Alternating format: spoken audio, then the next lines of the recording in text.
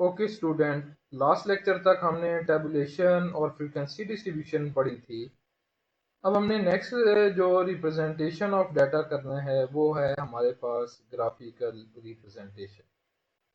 तो basically graphical representation जो है वो विजुअल रिप्रेजेंटेशन ऑफ डाटा है कि विजुअल फॉर्म में जो है वो हम डाटा को जब हम रिप्रेजेंट करना चाहते हैं तो वो हमारे पास क्या होता है, graphical representation. So tabulation, we know that good method to represent statistical data, but many people have no taste for figures. They have represented the data and figures could be avoided.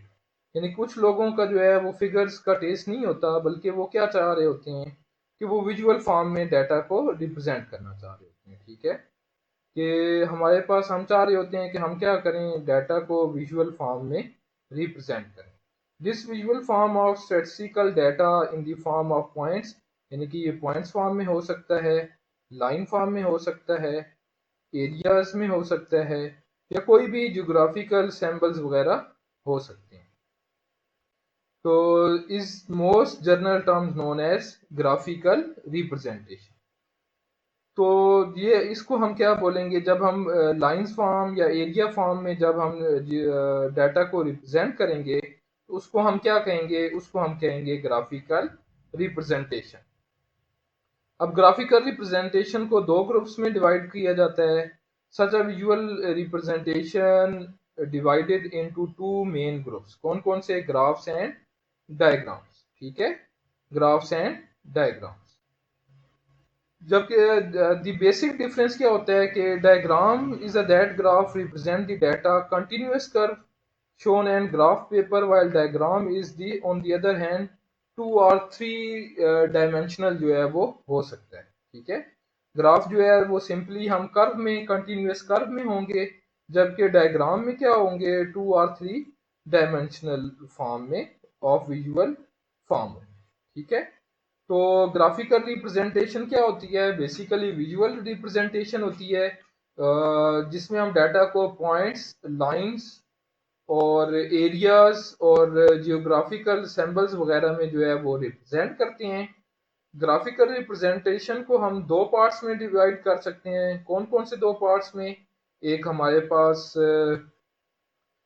हमारे पास diagrams और दूसरा graphs. और main difference जो है diagrams और graph में क्या होता है कि ग्राफ जो है वो कंटिन्यूअस लाइन कर्व्स होती हैं, जबकि हमारे पास डायग्राम्स जो हैं वो आपके पास क्या 2 or 3 डायमेंशन या 1 डायमेंशन विजुअल रिप्रेजेंटेशन हो सकती है।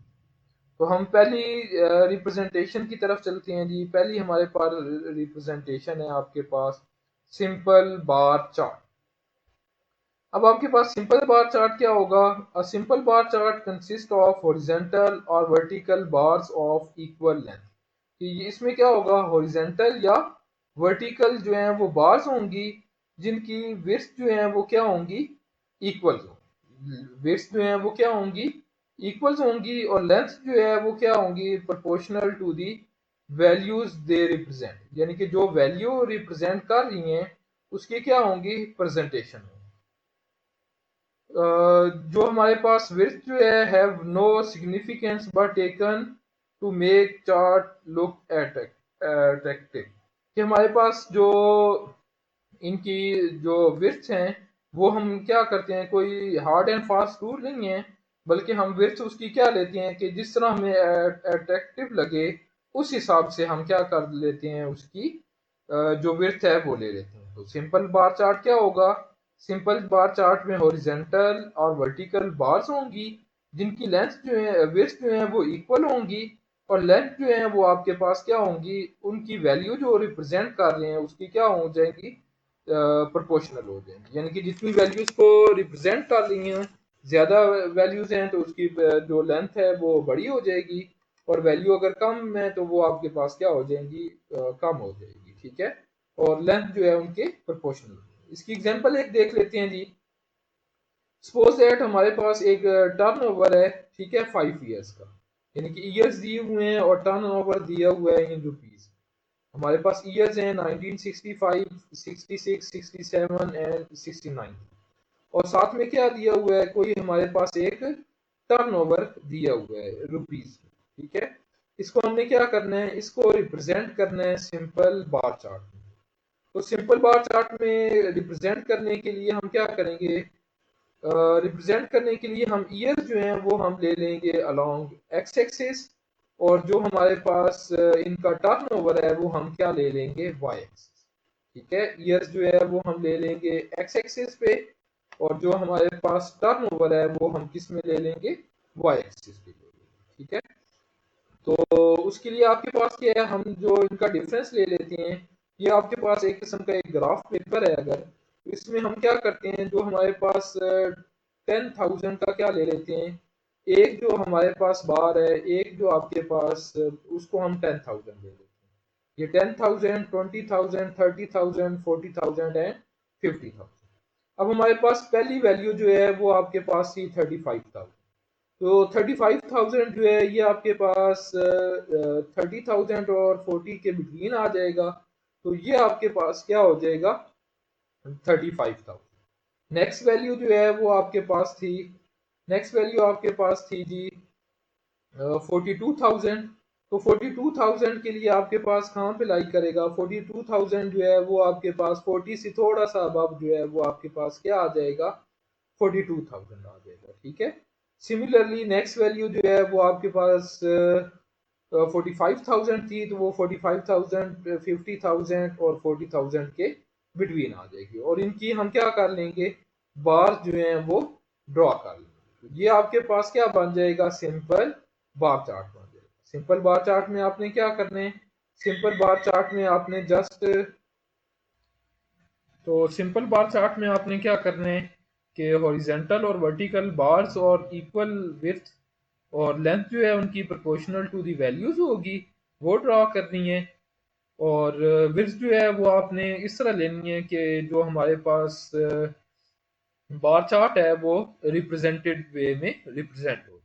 ठीक है, तो ये आपके पास क्या हो जाएगा, सिंपल बार चार्ट हो जाएगा। ठीक है, नेक्स्ट हमारे पास है जी कंपोनेंट बार चार्ट। अब कंपोनेंट बार चार्ट में क्या होगा, जब हमारे पास एक वेरिएबल की जो हमारे पास एक से ज्यादा जो है वो आपके पास क्या हो जाएंगे, उसके पार्ट्स हो जाएंगे, तो उसको हम क्या करेंगे, component bar chart. A component bar chart is effective technique in which bars is divided to और मोर सेक्शन।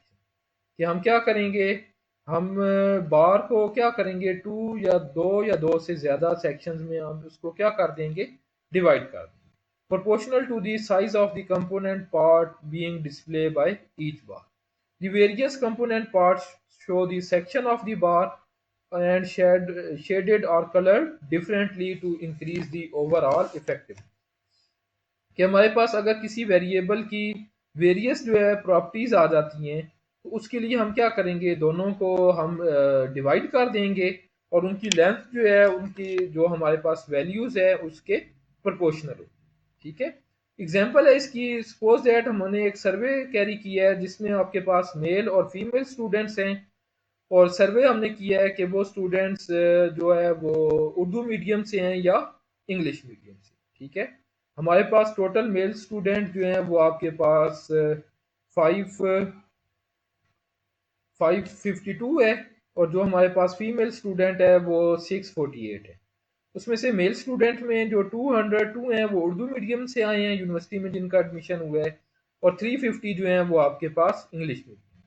और फीमेल में आपके पास 517 जो है वो आपके पास इंग्लिश मीडियम है, और 117 जो है 131 जो है वो आपके पास क्या है, इंग्लिश मीडियम। तो इनको रिप्रेजेंट करने के लिए हमारे पास क्या होगा, हम मेल और फीमेल का अलग अलग बार ड्रा कर लेंगे। ये हमने मेल स्टूडेंट का बार ड्रा कर लिया है, और ये हमने फीमेल स्टूडेंट। अब हमारे पास क्या है कि हमने दोनों को अलग अलग शेड कर दिया। ठीक है, जो हमारे पास 131 फीमेल स्टूडेंट थे जो उर्दू मीडियम थे उनको अलग शेड कर दिया है, और जो हमारे पास फीमेल स्टूडेंट थी उनको हमने अलग जो है वो शेड कर दी। तो ये दोनों अलग अलग जो हम शेड कर देंगे, तो ये आपके पास क्या बन जाएगा, कंपोनेंट बार चार्ट बन। ठीक है, ये आपके पास कंपोनेंट बार चार्ट।